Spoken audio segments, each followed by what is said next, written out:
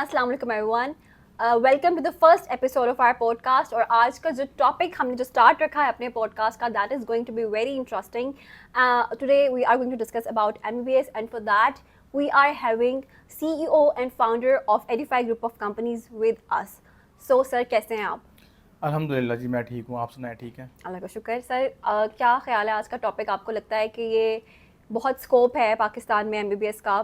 जैसे कि अभी जो रिसेंट जो इशू हुआ है, PMDC की तरफ से बताया गया है कि 1,80,000 से ज़्यादा लोगों ने जो है वो पार्टिसिपेट किया था। एंट्रेंस जो टेस्ट है, एग्ज़ाम जो MD कैट एग्ज़ाम होता है पाकिस्तान में, प्री एंट्री जो MBBS के लिए होता है, और इतने ज़्यादा लोग जो हैं वो इंटरेस्टेड हैं। स्टूडेंट्स के अलावा पेरेंट्स का बहुत ज़्यादा जो है वो इंक्लिनेशन है MBBS की तरफ। तो आपके ख्याल में क्या बोलेंगे आप इसके बारे में? As a profession, as a career जो है वो MBBS कैसा देखते हैं आप इसको? देखिए, नो डाउट मरवा MBBS जो है ना, वो हाईली इन डिमांड ऑक्यूपेशन है, ना कि सिर्फ पाकिस्तान के अंदर, बल्कि आई बिलीव कि ऑल ओवर द वर्ल्ड, दुनिया में कहीं पर भी बात की जाए तो MBBS जो है ना, वो एक मैं समझता हूँ कि इन डिमांड प्रोफेशन है। थ्रू आउट द वर्ल्ड आप कहीं पर भी चले जाएँ, कनाडा में, USA में, यूरोप में, UK में, आपको MBBS की डिमांड नज़र आती है। ना कि सिर्फ MBBS की, बल्कि जो एक मेडिकल फील्ड है उसकी आपको डिमांड नज़र आती है। और पाकिस्तान में चूँकि एक ये वाइट कलर प्रोफेशन है, और प्लस आपको पता है कि हमारे यहाँ पर जब से जैसे ही बच्चा पैदा होता है उसको पहली बात ही ये करते हैं कि डॉक्टर बनेगा बड़ा होकर। बिल्कुल ऐसा। तो चाहे वो पेरेंट्स हैं, चाहे वो सोसाइटी है, चाहे वो फैमिली मेम्बर्स हैं, रिश्तेदार हैं, डे वन से उसकी एक ख्वाहिश है कि जी हमारा बच्चा डॉक्टर बनेगा। अच्छा, ये तो एक ख्वाहिश का एलिमेंट हो गया। अगर हम वैसे बात करें MBBS की, एक मेडिकल प्रोफेशन की, तो no doubt it is one of the most highly paid और एक प्रेस्टिजियस आई बिलीव के प्रोफेशन है पाकिस्तान में भी एंड बिल्कुल ऑल ऐसा ही ओवर है। The world. और जितने भी जो आप समझते हैं कि हाईली पेड प्रोफेशंस हैं और जो लोग रिकग्नाइज हैं पूरी दुनिया में, आई बिलीव कि MBBS उनमें से एक प्रोफेशन है।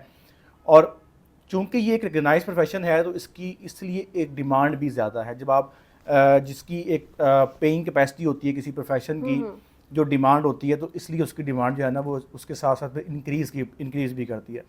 तो यही वजह है कि MBBS मेडिकल जो प्रोफेशन है वो एक इन डिमांड प्रोफेशन है। और हर साल पाकिस्तान से हज़ारों लाखों बच्चे जो है ना, वो ये जो आपने अभी नाम लिया है मेडिकल टेस्ट का, उसमें अपीयर होते हैं, एंट्रेंस एग्ज़ाम में अपीयर होते हैं। और मैं तो कहूँगा कि अपनी किस्मत जो है ना एक तरह से आजमाते हैं कि जी क्या हमारा नाम आएगा कि नहीं आएगा MBBS के अंदर। अच्छा, जहाँ तक आपके क्वेश्चन का सेकंड है पार्ट है कि क्या इसको एज अ करियर आप देखते कि नहीं देखते।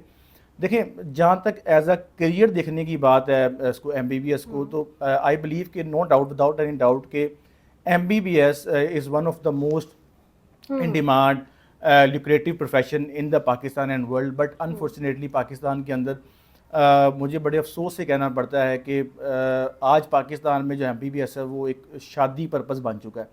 यानी कि हमारे बिल्कुल। यहाँ पर लड़कियों की शादी इस बीस पे हो रही है कि जी वो उसने MBBS किया MBBS हुआ है, क्या उसने हुआ है? मेडिकल किया हुआ है। और कुछ और ऐसे सर फिर ऐसा भी होता है कि MBBS लड़की ने तो किया हुआ है, लाइफ पार्टनर ढूंढ रहे हैं, MBBS ही होना चाहिए। छोटी बहन है, उसको भी MBBS ही करना चाहिए। भाई है तो फैमिली में उसका भी MBBS होना जरूरी है। बिल्कुल ऐसे ही, बिल्कुल ऐसे ही है। और जब रिश्ते वाली आंटी आती है तो उसको बताया जाता है जी हमारी बेटी ने MBBS किया हुआ, लेकिन प्रैक्टिस नहीं कर रही, घर में बैठी हुई है। और अनफॉर्चुनेटली इस प्रैक्टिस के लिए बैक एंड पे अब आप देखेंगे कि जो हमारे रिसेंट जो ग्रेजुएट्स आ रहे हैं MBBS के, आप देखेंगे कि उनका जो FSC पास आउट है दैट इज़ 65%, 62%, 54%। और मुझे इस मेडिकल प्रोफेशन से मसला नहीं है, मुझे मसला है कि जो हमारे पाकिस्तान के अंदर जो फोर्स्ड डॉक्टर्स बन रहे हैं ना, बच्चे की अपनी ख्वाहिश नहीं है, बच्चे की अपनी कैपेबिलिटी नहीं है। मतलब कि 55% उसके FSC में मार्क्स हैं, बायो के अंदर वो बड़ी मुश्किल से पास हुआ है 44% लेके, केमिस्ट्री में उसका इंटरेस्ट नहीं है, उसका इंटरेस्ट है IT की फील्ड के अंदर। लेकिन चूंकि सोसाइटल नॉर्म्स हैं, बचपन से फीड इन किया जा रहा है जी आपने डॉक्टर बनना है, डॉक्टर बनना है। आज हमारे अगर पाकिस्तान में मैं समझता हूँ कि जितने भी पेरेंट्स हैं, अगर उनकी दुआ कबूल हो जाए तो हमारे पाकिस्तान में अल्हम्दुलिल्लाह तकरीबन 25 करोड़ डॉक्टर्स आपको मिलेंगे। क्योंकि हर पेरेंट की ख्वाहिश ये है कि जी डॉक्टर बनना है, और अगर बेटी पैदा होगी तो वो डॉक्टर बनेगी। सेफ प्रोफेशन है। अगेन मैं ख़िलाफ़ नहीं हूँ इस प्रोफेशन के, मैं किसी प्रोफेशन के ख़िलाफ़ नहीं हूँ। मैं तो ये भी कहता हूँ कि जो कारपेंटर्स हैं, जो प्लम्बर्स हैं, वो भी एक प्रोफेशन है, but that should be by choice. अगर आप डॉक्टर बाय चॉइस बन रहे हैं और आपके पास वो स्किल्स हैं, डॉक्टर बनने के लिए ख़ास स्किल्स की रिक्वायरमेंट है, अगर वो स्किल्स आपके पास हैं, आपका एकेडमिक जो लेवल है वो अच्छा है, आपका आईक्यू अच्छा है, आपकी परसेंटेज अच्छी है, और आप इसको as a career by choice देख रहे हैं with the consent of children, with the consent of student, with the consent of parents, तो ठीक है, मुझे इससे गिला नहीं है। आई वुड, जाहिर सी बात है कि डॉक्टर्स होंगे तो आपकी कंट्री को भी ज़रूरत है उस चीज़ की। बट अगर आप कहें कि जी फोर्स्ड डॉक्टर बनना है, चूंकि पापा कह रहे हैं, चूंकि घर वाले कह रहे हैं, चूंकि शादी में आसानी हो जाएगी, I am against that doctor, I am against that profession, I am against that career, इसके मैं खिलाफ हूँ। ओके सर, आई एम अब मैं यहीं से एक बात दोबारा एक स्टार्ट करना चाह रही हूँ कि आपने कहा कि तो सोसाइटल प्रेशर पे बच्चे ने चूज़ कर लिया अपना करियर, ठीक है, वो एमबीबीएस चूज़ कर रहा है, पेरेंट्स चाह रहे हैं, सोसाइटी में बहुत प्रेशर है कि बच्चे ने एमबीबीएस किया हुआ है, क्या वो इंजीनियर है। आपके ख्याल में अब कुछ बच्चे तो ऐसे हैं जिन्होंने O levels A levels opt किया, उनके पास उन्होंने सब्जेक्ट्स चूज़ कर लिए पर्टिकुलर, और उनके पास ऑप्शंस हैं, उनके पास चॉइसेस हैं कि उन्होंने उसको आगे लेके चलना है। हमारे यहाँ आपको पता है इंटरमीडिएट में बच्चों के पास 2 ऑप्शंस रखे जाते हैं और जो थर्ड ऑप्शन होता है वो आर्ट्स का होता है, और वो जिस तरह की एजुकेशन हम लोगों को दी जाती है, या तो हमें मेडिकल चूज़ करना होता है, या इंजीनियरिंग चूज़ करनी होती है, या आर्ट्स चूज़ करना होता है।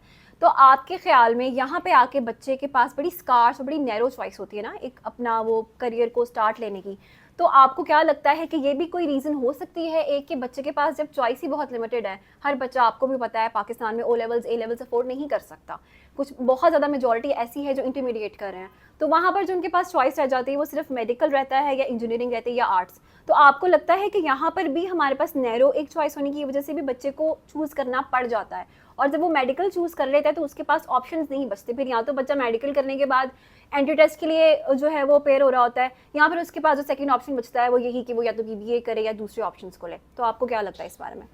देखिए, मैं इसको भी इसका जो क्वेश्चन है इसको मैं 2 स्टेटमेंट्स में आंसर करता हूँ। नंबर 1 जो आपने क्वेश्चन किया है कि जो ओ लेवल्स के स्टूडेंट्स हैं वो अफोर्ड करते हैं और उनके पास तो ऑप्शंस हैं, ज़ाहिर सी बात है ब्रिटिश एजुकेशन सिस्टम है, तो वहाँ पर जो सब्जेक्ट्स की चॉइसेस हैं वो there are many choices for the subjects. Unfortunately जो हमारा लोकल सिस्टम है पाकिस्तान का, वो इतना वाइड रेंज ऑफ सब्जेक्ट्स की आपको ऑप्शन नहीं देता। इवन कि आज तक आपको इंटर हाई स्कूल में लॉ की ऑप्शन नहीं मिलती कि आप लॉ एज अ सब्जेक्ट पढ़ सकें।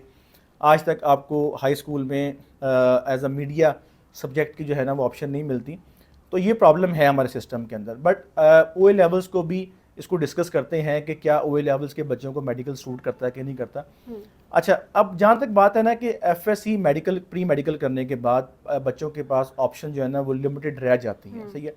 देखिए, बात स्टार्ट होती है फिर आपकी ग्रूमिंग से, करियर से, फ्रॉम द सेकेंडरी स्कूल। देखिए, आपने उसको जानबूझ के प्री मेडिकल में लेके आए हैं कि ताकि ये प्री मेडिकल करे और उसके बाद ये एमबीबीएस में जाए।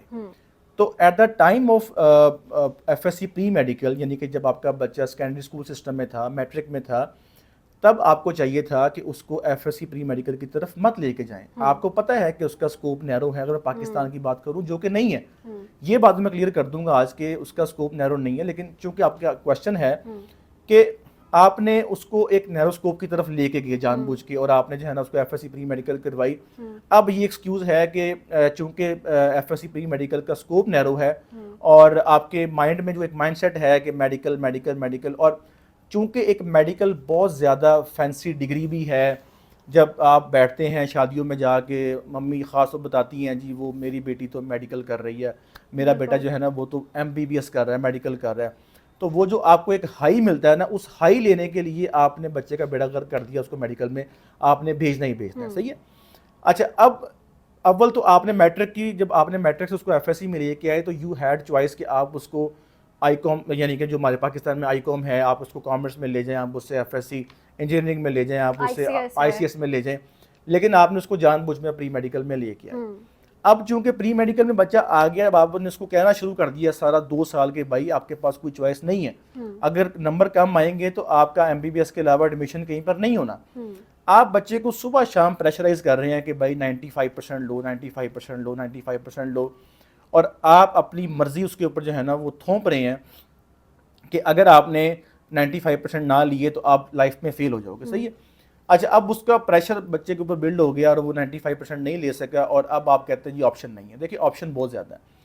अगर आप किसी हॉस्पिटल में भी जाएँ ना, तो मैं आपको सिंपल सी एग्जांपल देता हूँ कि अब जब आप किसी ऑपरेशन थिएटर में जाते हैं, तो हमारे यहाँ पे मशहूर है जो सर्जन जो है ना ऑपरेशन करता है, सही है। सर, क्या आपको लगता है कि सर्जन एक अकेला बंदा ऑपरेशन कर सकता है किसी भी इंसान का, किसी पेशेंट का? Obviously no. नहीं कर सकता। There is a whole team. Team for that. वहाँ पर 15-20 तरह के प्रोफेशंस इन्वॉल्व होते हैं। मैं तो उन 15-20 प्रोफेशंस का नाम भी नहीं ले सकता कि मतलब बिल्कुल। इतनी बड़ी हायरार्की है वहाँ पर। आपके वो जिन्होंने इंस्ट्रूमेंट्स यूज़ करने हैं, जिन्होंने स्कैनिंग करनी है, जिन्होंने इवन के जो ऑपरेशन थिएटर की लाइटिंग सेट करनी है, वो भी एक टेक्नोलॉजिस्ट है। आपको उससे पहले क्या खाने को देना है, बाद में क्या देना है, स्टिचिंग कितने लगने हैं, एवरीथिंग, ठीक है। उसके साथ साथ आपके पास फिजियोथेरेपिस्ट की फील्ड है, आपके पास ये फार्मेसी की फील्ड है, आपके बिल्कुल। पास उसके बाद बायो इंजीनियरिंग है। तो आई कैन श्योरली से कि मेरा ख्याल है तकरीबन कोई 30 प्लस ऐसे प्रोफेशंस हैं जो आपके बायो के साथ लिंक होते हैं, सही है। बिल्कुल। उसमें आपकी फूड के भी कुछ ऐसे डिपार्टमेंट्स हैं जिनकी रिक्वायरमेंट बायोलॉजी है। लेकिन तो ये आपका स्टांस बिल्कुल गलत है कि चूंकि एक स्कोप नैरो है एफएससी प्री मेडिकल करके, तो अब बच्चे के पास मजबूरी है कि उसने मेडिकल में जाना। यही वजह है कि जब हमारे पास बहुत ज़्यादा पेरेंट्स आते हैं, आपको शायद पता होगा कि जो रशियन कंट्रीज़ हैं, जो जितनी भी चाइना है, इस तरह की जो कंट्रीज़ हैं, वहाँ पर बिल्कुल। जो एमबीबीएस की रिक्वायरमेंट है दैट इज़ 60%। बिल्कुल। इवन कि वो 60, चूँकि हमारे पाकिस्तान की रिक्वायरमेंट है ना, 60% से नीचे होगा तो पीएमएनडीसी आपको लाइसेंस नहीं नहीं देगी और देगा। वो टेस्ट नहीं आपको लेगी। वहाँ पर ऐसी कोई रिक्वायरमेंट नहीं है। तो वो आपको 50% के ऊपर भी एडमिशन दे देते हैं फॉर द एमबीबीएस। राइट। तो हम पेरेंट्स को समझाते हैं कि भाई ये मत करें, 50% पे आप उसको भेज तो रहे हैं, 55% पे आप उसको भेज तो रहे हैं, लेकिन उसका जो प्रोडक्ट निकल के सामने आएगा, आपको क्या लगता है कि वो एक डॉक्टर होगा? That will be a compromise doctor. और वो डॉक्टर फिर क्या करेगा? आज अब हालात चेक कर लें कि मैं इतने स्कूल्स में, यूनिवर्सिटीज़ में और डिफरेंट हॉस्पिटल्स में भी हम जाते हैं, तो जॉब्स अवेलेबल नहीं है, जॉब्स बिल्कुल। अवेलेबल नहीं है, बच्चों को जॉब्स नहीं मिल रही। और मैं बड़ी श्योरिटी से कहता हूँ आपको, आप चेक कर लें कि देर आर मैनी डॉक्टर्स जो आज क्वैकर्स के साथ प्रैक्टिस कर रहे हैं हमारे रिमोट एरियाज़ के अंदर, बिल्कुल। कि उनके पास जॉब नहीं है। और वो जो क्वैकर्स हैं जिनका काम चल रहा है, जो पिछले 20 अताई डॉक्टर जिसको बोलते हैं, जो पिछले बिल्कुल। 20-25 साल से डॉक्टर बने हुए हैं without a licence, without a degree, उनके पास जाके प्रैक्टिस कर रहे हैं। तो ये बेसिकली आपस में कड़ियाँ मिलती हैं चीज़ों की। आपकी ग्रूमिंग स्टार्ट होती है आपकी सेकेंडरी स्कूल से, फिर आपके हाई स्कूल हाई से। स्कूल से। तो और इसको, ऑब्वियसली जब आपकी बेस नहीं अच्छी होगी तो आप आगे जाके इसको क्या ही इम्प्लीमेंट कर तो सकते हो दैट आपका। Should need to be entirely change. यानी कि एक माइंडसेट चेंज करने की ज़रूरत नहीं है, पूरा सिस्टम चेंज करने की ज़रूरत है। जो भी इसके अंदर इन्वॉल्व है, आपके पेरेंट्स, आपके टीचर्स, आपका करिकुलम, अगर हम कहें ना कि हम ये ठीक कर दें तो हमारा सिस्टम ठीक हो जाएगा, नहीं, पूरे का पूरा सिस्टम ठीक करने की ज़रूरत है। तो बेसिकली यहाँ पे एक करियर काउंसलिंग और उसकी गाइडेंस की भी स्टूडेंट्स को बहुत ज़्यादा ज़रूरत होती है, बिकॉज उनको लग रहा होता है कि मेडिकल एफएससी कर लिया है, मेडिकल ऑप्ट कर लिया है, तो हमारे पास सिर्फ एमबीबीएस का वो आ जाता है। सर, आपने पहले बात की कि रशिया और चाइना का ऑप्शन हमारे पास जो है वो स्टूडेंट्स जाते हैं। अब जो पेरेंट्स की चॉइस होती है, पेरेंट्स चाह रहे होते हैं, कोई जो कंट्रीज जो चाह रहे होते हैं लाइक यूएस, मेरा बच्चा जो है वो एमबीबीएस करने के लिए जाए, यूके जाए, रशिया और चाइना आपको पता है बहुत कम, कोई अगर हमारे पास भी कोई आए, कोई क्लाइंट या कोई स्टूडेंट आता है तो उनका टारगेट जो है वो फर्स्ट वर्ल्ड कंट्रीज की साइड पे ज़्यादा होता है। तो आपके ख्याल में अब जो बजट इंक्लूड होता है, जो चाहिए होता है, रिक्वायर होता है, अब आपको पता है कि नॉर्मल भी एमबीबीएस के लिए जो रिक्वायरमेंट है, बजट की जो फाइनेंस इन्वॉल्व होता है वो बहुत ज़्यादा होता है। तो आप इस बारे में क्या कहेंगे कि अगर फर्स्ट वर्ल्ड कंट्री की किसी यूनिवर्सिटी को या कोई आप डेस्टिनेशन चूज़ करना चाहते हो तो किस हद तक जो है वो आपका डिसीजन ठीक है, उसके प्रॉज एंड कॉन्स क्या हैं? तो आपको या तो फिर पाकिस्तान में ही ऑप्ट करना चाहिए या फिर आप किस कंट्री को एज ए डेस्टिनेशन चूज़ कर सकते हो फॉर योर एमबीबीएस, और क्या उसके जो है वो फ़ायदा आपको क्या हो सकता है वापस आने पे पाकिस्तान, या वहाँ पे आपके लिए क्या फ़ायदा हो सकता है उसके लिए? देखिए, ये बात आपकी बिल्कुल ठीक है। जैसे ही किसी को ख्याल आता है ना कि मैंने डॉक्टर बनना है या मैंने एमबीबीएस करना है, या पेरेंट्स की ख्वाहिश होती है कि एमबीबीएस करना है, तो सबसे पहले वो स्टार्ट ही अमेरिका से होते हैं कि हमारा बेटा जो है ना एमबीबीएस करने सीधा अमेरिका ही जाएगा, या यूएसए जाएगा, या कनाडा जाएगा, फर्स्ट वर्ल्ड कंट्री को ही बात कर लें, यूके जाएगा, ऑस्ट्रेलिया जाएगा, व्हाट्सएवर। हमारे हर साल मेरा ख्याल है कोई हज़ारों बच्चा अप्रोच करता है कि हमने जो है ना वो फर्स्ट वर्ल्ड कंट्रीज़ में जाना है, जितने मैंने नाम लिए ख़ास तौर पे English speaking countries, Canada, USA, UK, Ireland, Australia, Malaysia, इन बिल्कुल। तमाम कंट्रीज़ का। अच्छा, अब एक चीज़ मैं यहाँ पे वाज़ह कर दूँ कि जितने मैंने कंट्रीज़ के नाम लिए, मैं दावे के साथ कहता हूँ कि पाकिस्तान में कोई बंदा इनका एमबीबीएस अफोर्ड ही नहीं कर सकता। हम्म। और ये चीज़ हम लोग समझा समझा के थक गए हैं कि भाई अपने देखें, एक होती हैं आपके समझ लें कि आपने गोल सेट कर लिया, सही है, आपने एक विजन बना लिया। एक होता है रियलिस्टिक गोल कि भाई ये अचीव हो भी हो सकता है या होना नहीं भी हो चाहिए। सकता। आपने बच्चे को डिमोटिवेट नहीं करना। अब आप कनाडा, यूएसए, यूके की बात कर रहे हैं, सबसे पहले तो अब आप देखें कि उनका एडमिशन क्राइटेरिया क्या है। देखें, ये जो मेडिकल की फील्ड होती है ना, ये बहुत एक नीश फील्ड होती है। हर कंट्री की कोशिश होती है कि उनके जो अपने वहाँ के रेजिडेंट हैं, जो वहाँ के सिटीज़न हैं, सबसे पहले वो वहाँ पे अकोमोडेट हो पाएँ। तो they have limited seats, Canada की भी, यूएसए की भी, यूके की भी, ऑस्ट्रेलिया की भी, ऐसा, क्योंकि इसके ऊपर अच्छी खासी कॉस्ट इन्वॉल्व है। Exactly. मिलियन डॉलर्स का बजट जो है ना वो एलोकेट होता है सिर्फ और सिर्फ मेडिकल स्टूडेंट्स के लिए। तो हर यूनिवर्सिटी की, हर कंट्री की ख्वाहिश होती है कि हमारे जो अपने सिटीजन्स हैं वो डॉक्टर्स बने, वो मेडिकल फील्ड के अंदर आए, ना कि हमें इतना महंगा प्रोफेशन आउटसोर्स करना पड़े। अच्छा, उसके क्या वजह है कि इसकी वजह से वहाँ की जो सीट्स हैं वो कम होगी, मतलब कि हज़ारों में या हंड्रेड्स में नहीं होंगी, 40, 30, 50 छोटे नंबर्स के अंदर उनकी सीट्स होंगी। अच्छा, अब उनका इंटरनेशनल कोटा ज़ाहिर सी बात है होता है, हर कंट्री का होता है कि भाई अगर हमारे पास 50 स्टूडेंट्स पढ़ रहे हैं तो 2, 4, 5 या 10%, 5% इंटरनेशनल भी आने चाहिए।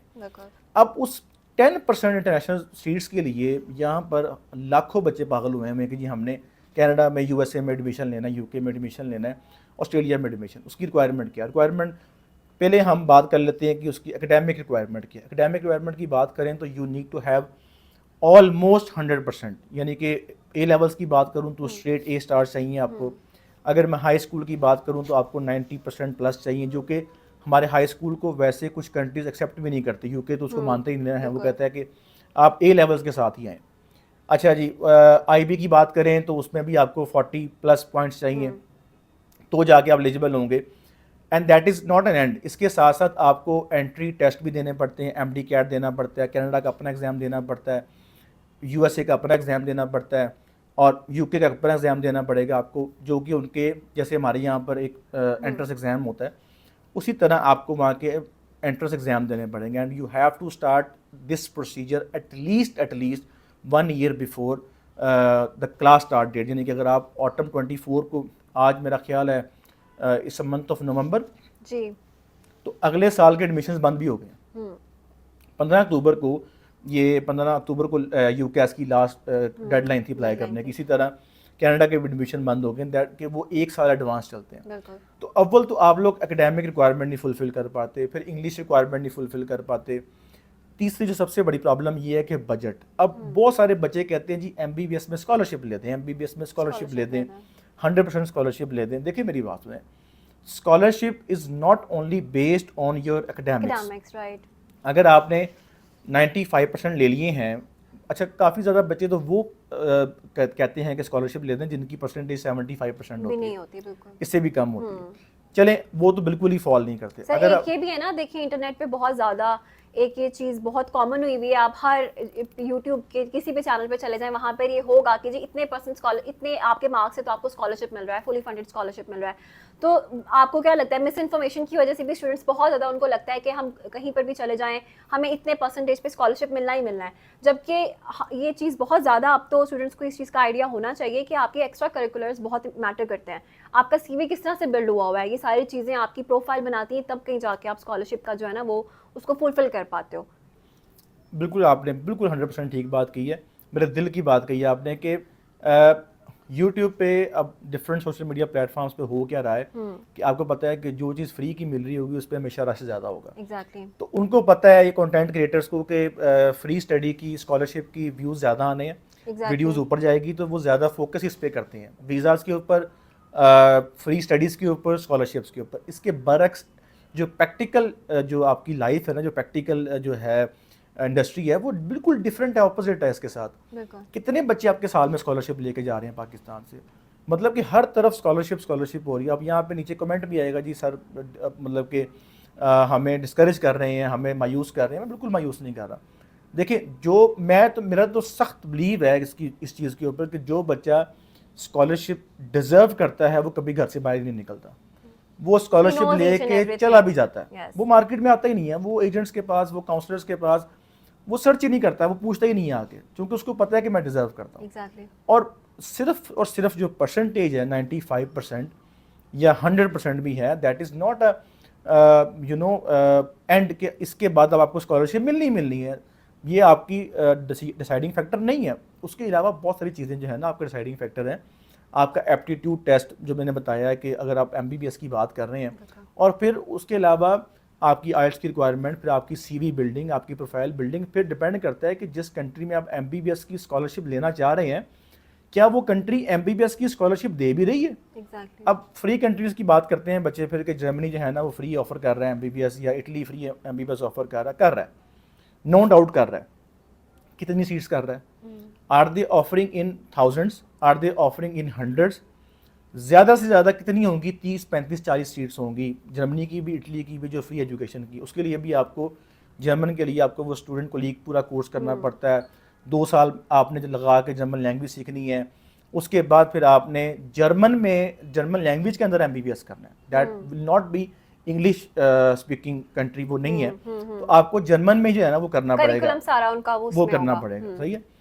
और बैक टू द टॉपिक के ये जो इंग्लिश फर्स्ट वर्ल्ड कंट्रीज़ हैं उनका बजट की हम बात कर रहे थे कि उनकी इतनी ज़्यादा फीस है कि आप इमेजिन नहीं कर सकते कि एटलीस्ट यानी कि मैं अगर पीकेआर में कन्वर्ट करूं तो that would be around 1.2 1.5 crore per annum, and that is only your tuition fees. अच्छा, अब यहाँ पर एक क्वेश्चन बच्चे बहुत करते हैं कि सर जी मैं क्या एमबीबीएस के साथ पार्ट टाइम जॉब कर सकता हूँ? मुझे हंसी भी आती है, फिर बच्चों की तरफ देखता हूँ कि बच्चे तो बच्चे हैं, फिर कुछ भी पूछ सकते हैं, लेकिन ये क्वेश्चन अक्सर पेरेंट्स भी पूछ लेते हैं हमसे कि क्या हमारा बच्चा जो है वो एमबीबीएस के साथ वहाँ पार्ट टाइम जॉब कर सकता है? The answer is no. कि भाई MBBS is a full time job, वो एक स्टडी है, वो उसमें तो आपको बच्चे तो खाना भूल जाते हैं एमबीबीएस के अंदर, खासतौर पर जब आप फर्स्ट वर्ल्ड कंट्री में जा रहे हैं। और लेट्स सपोज चलें they are kind enough to allow you to do job, और आपने जॉब कर भी ली, तो आपको लगता है कि आप पार्ट टाइम जॉब करके साल का 2 करोड़ रुपये अर्न कर लेंगे। Exactly. तो मैं हमेशा कहता हूँ बच्चों से भी, लेकिन फिर वो नाराज़ भी होते हैं मेरे से कि आप सर कड़वी बात करते हैं, लेकिन this is reality. First world countries का एमबीबीएस आप लोग नहीं अफोर्ड कर सकते, इज़ टू एक्सपेंसिव, और उसमें एडमिशन लेना इज़ टू हैक्टिक।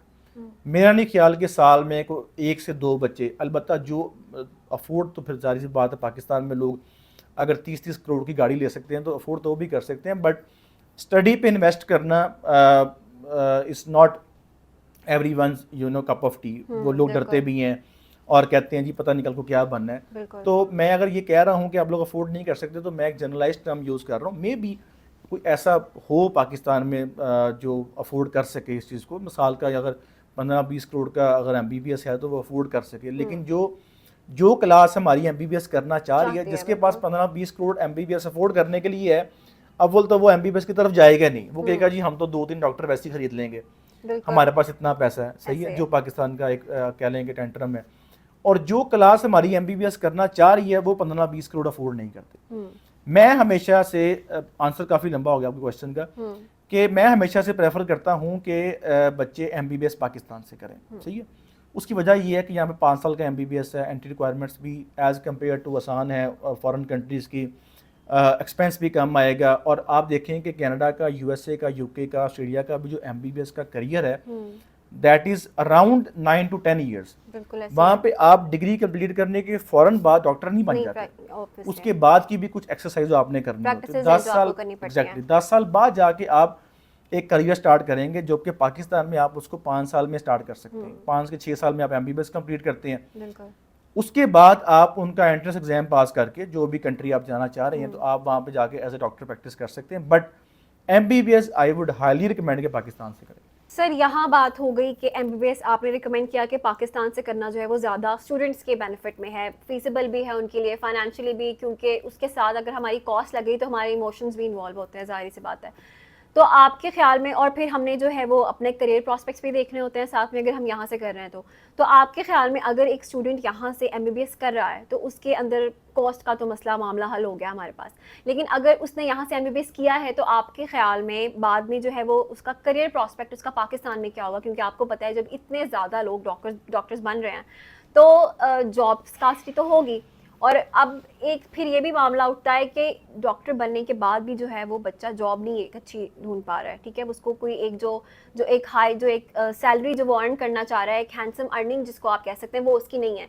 तो आपके ख्याल में एमबीबीएस करने के बाद करियर प्रॉस्पेक्ट्स पाकिस्तान में क्या होंगे? अगर पाकिस्तान में नहीं तो एमबीबीएस करने के बाद फिर उसके पास क्या जो है वो करियर चॉइस हो सकती है, जो एक वो उसने इतनी इन्वेस्टमेंट किया। ऑब्वियसली कोई भी अगर ये कहे जी कि मैं तो इसलिए डॉक्टर बना था कि मैं तो जी गरीबों को फ्री इलाज करूंगा या मैं इस पर्पज से डॉक्टर बनाऊँ, लेकिन उसमें जो है वो अर्निंग का भी एक जो फैक्टर होता है। ऑब्वियसली कोई भी सिर्फ जो है ना वो अपने भी जो है वो बेनिफिट देखता है उसके अंदर, तो वो जो एक अर्निंग वाला फैक्टर है जो वो इसने इन्वेस्ट किया है वो अपनी जॉब करके वो उसको नहीं वो वापस ले पा रहा है ना। तो आपके ख्याल में पाकिस्तान से एमबीबीएस करने के बाद स्टूडेंट के करियर प्रॉस्पेक्ट्स जो है वो क्या होंगे? और अगर वो पाकिस्तान से जो है वो पाकिस्तान में जॉब नहीं करना चाहता, वो कब कहीं और मूव करना चाहता है, या वो चाह रहा है कि एमबीबीएस के बाद उसके पास कोई और ऑप्शन हो, तो वो क्या हो सकती है? और आपके ख्याल में उससे कितना जो है वो एक स्टूडेंट बेनिफिट ले सकता है?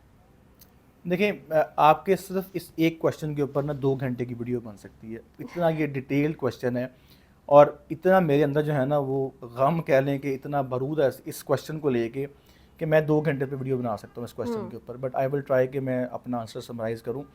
देखें जॉब्स की पहले बात की आपने, तो जब मैं कहता हूँ कि अपने पेरेंट बच्चे जो है ना वो बचपन से यानी कि शुरू से ही डॉक्टर बनना है।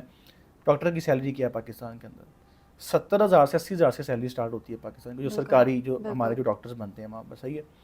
अच्छा, अब आपने उसको 30-25 साल लगा के आपने डॉक्टर बनाया, अब आप उससे एक्सपेक्ट भी कर रहे हैं कि जी वो जो है ना आपके आपके यानी कि अब एक मिडिल क्लास फैमिली की बात कर रहा हूँ कि वो बाकी बहन भाइयों की शादी भी कराए, उनका जहेज़ भी इकट्ठा करे, सही है, पूरी फैमिली को सपोर्ट भी करे, सही है, छोटे भाइयों को पढ़ाए भी, खुद भी शादी करे, खुद भी जो है ना वो एक घर वालों को गाड़ी भी लेके दे, घर भी लेके दे। 70,000 में ये सारा कुछ नहीं होना। कितनी सैलरी इंक्रीज़ हो जाएगी उसकी? अब जॉब्स के हालात में अब क्या बताऊँ कि पाकिस्तान में जॉब्स एज ए डॉक्टर नहीं है। मुझे अभी हमने पिछले साल भी एक इवेंट अटेंड किया था, मेडिकल का कोई इवेंट था, हमने स्पॉन्सर किया हुआ था उसको, तो वहाँ मुझे डॉक्टर्स बहुत ज़्यादा मिले, वहाँ पर डिफरेंट एरिया से डॉक्टर्स आए हुए थे। तो हर कोई मुझे कह रहा था कि जॉब आप दिलाते हैं, आप जॉब भी लेके देते हैं। मैं कहता था कि नहीं, हमारा काम और है, हम यूनिवर्सिटीज़ के रिप्रेजेंटेटिव हैं, हम जॉब्स नहीं देते। तो मैं उनसे सुन के हैरान होता था कि वो कहते थे मेरा बच्चा डॉक्टर है, पिछले 5 साल से जॉब नहीं मिल रही उसको। अच्छा, अब इसके आगे भी 2 कैटेगरीज हैं। नंबर 1 कि आपको पता है कि जो पाकिस्तान के डेवलप सिटीज़ हैं वो कितने हैं? फैसलाबाद, लाहौर, इस्लामाबाद, मुल्तान, कराची, सही है। हर डॉक्टर की कोशिश है कि मुझे फैसलाबाद, लाहौर के जो आप कह लें कि डिविजनल हॉस्पिटल है ना, वहाँ पर जॉब मिल जाए, मुझे अलाइड हॉस्पिटल में जॉब मिल जाए, मुझे जो लाहौर का सर्विसेज हॉस्पिटल है वहाँ पर जॉब मिल जाए, मुझे किसी रिमोट एरिया में ना जाना पड़े। मैंने टोबा, गोजरा, मैंने रजाना, मैंने मंडी बहाउद्दीन, मैंने बहावलपुर, इन एरियाज़ में नहीं जाना, सही है। मेरी प्रेफरेंस नहीं है, वहाँ पे सिटीज़ डेवलप नहीं है, सही है। 100 मसले हैं डॉक्टर्स के भी, मैं इतना पढ़ गया हूँ, मैं अब जाके पेंडुओं को डिस्कस करूँगा, ये वो दैट्स इट। वो भी वेले बैठे हुए हैं जो आप नहीं ले रहे जॉब के, भाई हमने वहाँ पर नहीं जाना। तो अच्छा, फिर उसके बाद जो डॉक्टर्स हमारे फ्रेश हैं, जिनके यानी कि जिनके पास एज अ डॉक्टर लेगेसी नहीं है फादर की, मदर की, सही है, वो क्या कर रहे हैं? उनको तो कोई पूछ ही नहीं रहा ना कि भाई आप डॉक्टर भी हैं कि नहीं है। वो मोस्ट स्ट्रगलिंग क्लास, सही है। 5-5 साल जॉब नहीं मिलती, और सर डिजर्विंग भी हैं, और प्लस फिर वो क्या मजबूरन मेरे पास एविडेंस है इस चीज़ के कि डॉक्टर्स जो है ना वो क्वैकर्स के पास जाके प्रैक्टिस कर रहे हैं। क्यों? क्वैकर्स, आपको पता है अताई डॉक्टर जो हमारे पाकिस्तान का एक कह लेंगे गूफ टर्मिनोलॉजी है, अनफॉर्चुनेटली प्रैक्टिस भी हो रही है पाकिस्तान के अंदर कि जो डॉक्टर नहीं है लेकिन पिछले 20 साल से 30 साल से अल्लाह ताला ने मतलब कि कोई ख्वाब में आया उसने आके उसको इल्म अता किया, डॉक्टर बन गया वो, और अब जो है ना वो 20 साल से प्रैक्टिस कर रहा है किसी गाँव में, ऑपरेशन भी करते हैं, आई एम अफ्रेड ऑपरेशन भी करते हैं। अब उनको सख्ती हो गई या वो चाहते हैं कि डॉक्टर हमारे पास यहाँ पे आके बैठना स्टार्ट हो जाए, और वो हमारे जो फ्रेश ग्रेजुएट्स हैं उनको हेफ्टी पेमेंट्स के ऊपर उठा लेते हैं यहाँ से, 2 लाख 2.5 लाख के ऊपर। वो भी ये समझते हैं कि जी हमें जो है ना वो अब गवर्नमेंट जॉब मिल रही है 70,000 80,000 के ऊपर, ये 2.5 लाख दे रहा है, चलो इसके पास जाके प्रैक्टिस करते हैं। तो ये मैं क्या कहूँ कि आवे का आवा बिगड़ा हुआ है इस वक्त, और जॉब्स के तो सूरत हाल ही कोई नहीं है, सही है। अच्छा, अब आ जाएं, जब ये डॉक्टर जो है ना, अब ये जब थोड़ा सा यानी कि ग्रो करेगा, अब स्पेशलाइजेशन करेगा, और सिंपल MBBS को तो पाकिस्तान में पूछते ही कोई नहीं है। बिल्कुल। हम भी अगर जाएं डॉक्टर ढूंढने जाएं, गला ख़राब हो जाए, तो हमारे मुंह से सबसे पहले निकलता है जी कोई ENT स्पेशलिस्ट का नंबर दे दें। MBBS को तो हम पूछते ही कुछ नहीं। और जब हम सर ऑनलाइन भी सर्च कर रहे होंगे, हम देखेंगे एक्सपीरियंस कितना है, एक्सपीरियंस कितना है, सही है, कितने इयर्स एक्सपीरियंस है। तो अब आप देखें कि एक बच्चा जो 18 साल की उम्र में जिसने FSC की, उसके बाद 5 साल में MBBS किया, हाउस जॉब की, एग्ज़ाम दिया, उसके बाद उसने तकरीबन 3 साल या 4 साल लगा के उसने अपनी स्पेशलाइजेशन की। उसके बाद भी अब उसकी उम्र कितनी हो गई है, 32-33 साल उसकी उम्र हो गई है, और उसकी सैलरी कितनी आ रही है, 90,000 1,10,000। अच्छा, अब ये मैं किसी को डिसार्ड नहीं कर रहा, मैं किसी को डिमोटिवेट नहीं कर रहा, मैंने डॉक्टर्स को रोते देखा है कि यार गलती होगी इस प्रोफेशन में आके, पता नहीं क्यों घर वालों ने MBBS में भेज दिया। तो अगर आप इसको एज अ, ये मैसेज मेरा पेरेंट्स के लिए भी है, मेरा बच्चों के लिए भी है, कि मैं किसी को जो है ना वो डिस्करेज नहीं कर रहा, लेकिन अगर आप MBBS को एज अ प्रोफेशन लेना चाह रहे हैं तो ये सारा कुछ सोच समझ के आए। ऐसा नहीं होगा कि आपने MBBS किया और आपकी डे 1 की सैलरी जो है ना 9 लाख रुपया होगी। जिनको आप फैंसी करते हैं, जिन डॉक्टर्स को आप जो कहते हैं जी बंदा डॉक्टर हो तो क्या ही बात है, डेली का 2 लाख फटदा हुआ, उन डॉक्टर्स को 20-20 साल हो गए प्रैक्टिस करते हुए, उनकी नस्लें जो है ना वो गुजर गई हैं इस प्रोफेशन के अंदर। अलबत्ता उनके बच्चों की मौज है, सही है, उनको एक सेटअप मिल जाएगा बना बनाया, अब उसको देख के सारे फैंसी करी जा रहे हैं जी, अगर इसको मिल गई है तो हमें मिलनी चाहिए, तो हम भी डॉक्टर बन जाते हैं। तो बात जहाँ से स्टार्ट हुई थी कि अगर हम प्रोफेशन की बात करें, अगर हम इनकम की बात करें, तो ये इतना रिवॉर्डिंग प्रोफेशन नहीं है फ्रॉम द स्टार्ट। अगर इसकी तरफ अगर हम देखें कि अगर कोई बच्चा अपना आजकल तो हर चीज़ कंपेयर यूट्यूब से होती है, कि जो कंटेंट क्रिएटर्स हैं, जो हमारे बिजनेस मॉडल पे चल रहे हैं बच्चे, फ्रीलांसिंग कर रहे हैं, मेरा ख्याल है वो चौथे महीने छठे महीने इनसे ज़्यादा अर्न करना स्टार्ट करते हैं। उनकी अर्निंग जो है ना इनसे ज़्यादा होती है। तो अगर आप इसको एज अ, हाँ अलबत्ता जो आपका एक स्टेटस है, वाइट कॉलर स्टेटस है, वो आपका मेंटेन है, वो आपका सबसे अच्छा है सोसाइटी के अंदर भी, और वो जो आपने डॉक्टर के लवाना है मार्केट से, वो आपको सुनने को मिलेगा। तो सर दैट मीन्स कि जो हमारे यहाँ रिस्पेक्ट है वो प्रोफेशन की कम है, जो स्टेटस साथ अटैच है उसकी ज़्यादा है, और वो भी जो स्ट्रगलिंग और डिजर्विंग बंदा है, जो स्ट्रगल करके आगे आ रहा है, उसकी नहीं होगी।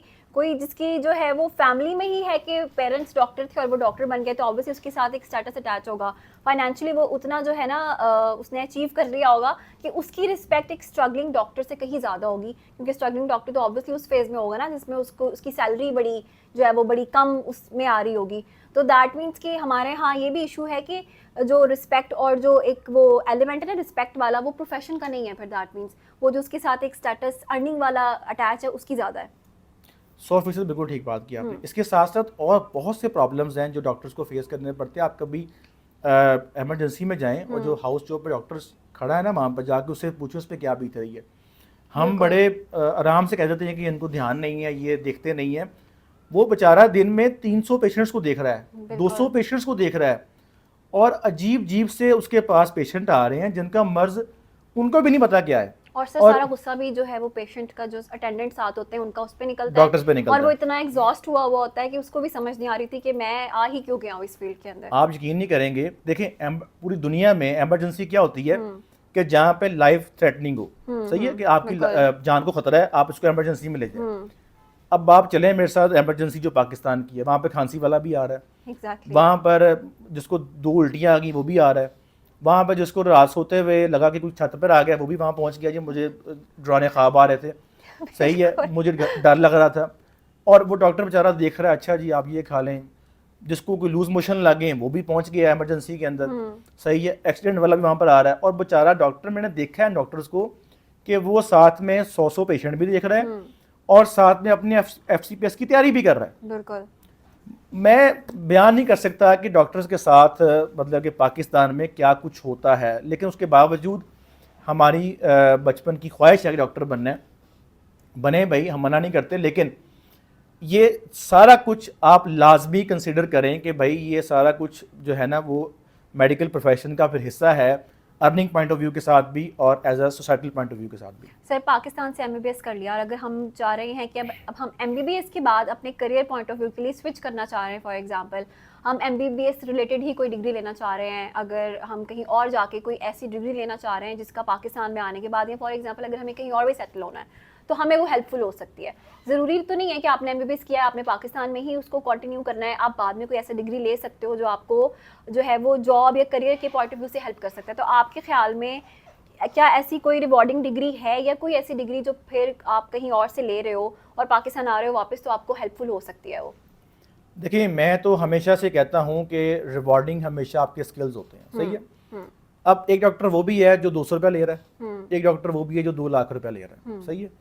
एक फिजियोथेरेपिस्ट वो भी है जो पाकिस्तानी टीम का, क्रिकेट टीम का हिस्सा है या किसी इंडियन टीम का हिस्सा है और वो चार्ज कर रहा है लाइक 2 मिलियन 3 मिलियन चार्ज कर रहा है, बोर्ड से चार्ज कर रहा है। एक फिजियोथेरेपिस्ट वो भी है जो अनफॉर्चुनेटली हमारे पाकिस्तान में मालशिया मशहूर है और जो जिसकी हार्डली इनकम जो है ना, मेरा ख्याल है 30,000 40,000 होगी। फ़र्क क्या है? फ़र्क क्या है? दोनों के अपने अपने स्किल सेट का, दोनों के अपने अपने स्कोप का।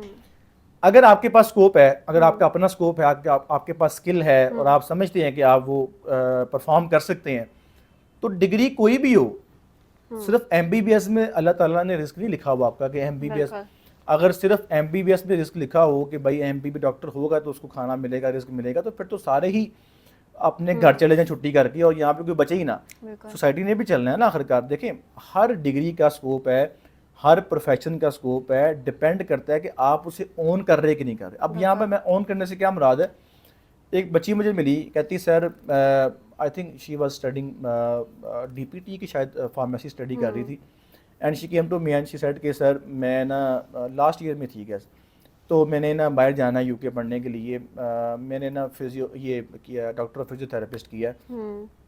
अनफॉर्चुनेटली ये उसके अल्फाज थे कि सर बस मैंने ना डीपीटी कर लिया, मेरा ज़हन था मेडिकल करने का, एमबीबीएस करने का, लेकिन परसेंटेज नहीं आई, तो अब मैंने ना वो फिजियोथेरेपी कर लिया, तो मुझे इसका स्कोप नज़र नहीं आ रहा, नज़र आना भी नहीं है ऑब्वियसली, चूँकि आप उसको देख ही नहीं रहे। आपका इंटरेस्ट था मेडिकल में, आपका इंटरेस्ट था एमबीबीएस में, वो आप कर नहीं सके। अब आपको सारी ज़िंदगी लगता है कि आपने जो डिग्री की है फजूल डिग्री है, एग्जैक्टली, क्योंकि आपका उसमें इंटरेस्ट ही नहीं नहीं था। था। देखिए, अगर आप वही डिग्री अगर आप इंटरेस्ट लेके करते हैं तो आप फिर दुनिया के टॉप जो है ना फिजियोथेरेपिस्ट भी बन जाते हैं, सही है। आपकी जो चार्जेस हैं, अब पाकिस्तान में भी ऐसे ऐसे फिजियोथेरेपिस्ट हैं जो 5,000 रुपये सेशन का चार्ज करते हैं, 15,000 सेशन का चार्ज करते हैं, सही है, based on skills, based on skills, क्योंकि उन्होंने अपने आप पे यकीन कर लिया, एक्सपर्टीज है उनकी, एक्सपर्टीज है, उन्होंने यकीन कर लिया कि भाई अगर मैं फिजियोथेरेपिस्ट बन रहा हूँ या कर रहा हूँ तो हाँ मैं कर रहा हूँ, इसका स्कोप है, मुझे पता है मैंने कर जाना है। तो डिग्री, मैं किसी बच्चे को डिग्री बाउंड नहीं करता। आप क्वेश्चन था ना कि कौन सी ऐसी डिग्री लेके आए, कोई भी लेके आए, अपने इंटरेस्ट की लेके आए, जिसमें आपका इंटरेस्ट है, और यकीन के साथ लेके आए कि हाँ भाई मैं इसमें एक्सेल करूंगा। अगर आपके पास यकीन नहीं है, फिर आप एमबीबीएस भी कर लें, कितने एमबीबीएस यहाँ वेले फिर रहे हैं। अब मैं लॉ की बात करूं, लॉयर हमारे कितने वेले फिर रहे हैं। हर प्रोफेशन में आपको कामयाब लोग भी मिलेंगे और वैसे लोग भी हैं जो बिल्कुल जीरो पे अभी तक जिंदगी गुजार रहे हैं अपनी। Okay, so now heading towards the end of the podcast, अभी भी हमारा पॉडकास्ट होने के बाद भी मे बी बहुत सारे पेरेंट्स ऐसे हों जिनके ये दिमाग में हो कि अभी हमने अपने बच्चों को एमबीबीएस करवाना है या नहीं करवाना है, तो आपका, या शायद अभी भी जिद में हो कि नहीं ये लोग तो बस पॉडकास्ट बनाने के लिए या यूट्यूब का चैनल बना लिया है तो कुछ भी बोल रहे हैं, तो आप उन लोगों को क्या कहना चाहेंगे कि अभी भी अगर वो इस जिद पे है कि नहीं हमारा बच्चा जो है वो एमबीबीएस ही करे, इतनी सारी जो है उसके करियर प्रॉस्पेक्ट्स बताने के बाद भी कि क्या हो सकता है क्या नहीं हो सकता, तो आपका उन पेरेंट्स के लिए क्या मैसेज है और उन बच्चों के लिए जिनका अपना जो है वो एम सिर्फ एमबीबीएस है? क्योंकि देखें, अगर आपका एमबीबीएस नहीं हो पाया फॉर एग्जांपल, तो आपके पास एक बैकएंड पे कोई ना कोई एक ऐसा करियर आपके दिमाग में होना चाहिए कि जी ये अगर नहीं हो पाया तो that is not the end of life, not end of everything.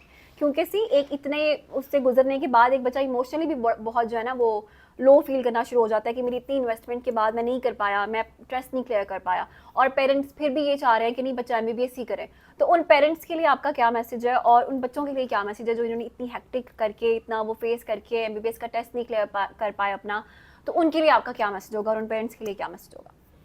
देखें, सबसे पहले तो मैं थोड़ा सा वाजे कर दूं कि मैं डिस्करेज नहीं कर रहा किसी को भी कि एमबीबीएस ना करें कि या मेडिकल छूट दें। मैं सिर्फ आपको the flip side of coin दिखा रहा हूँ कि भाई ये भी एक MBBS का ही जो आप हर कोई जो है ना यहाँ पर MBBS की बातें करता है कि बहुत रिवार्डिंग डिग्री है, सही है, हर किसी को करना चाहिए, है सारा कुछ है, लेकिन उसकी फ्लिप साइड भी है।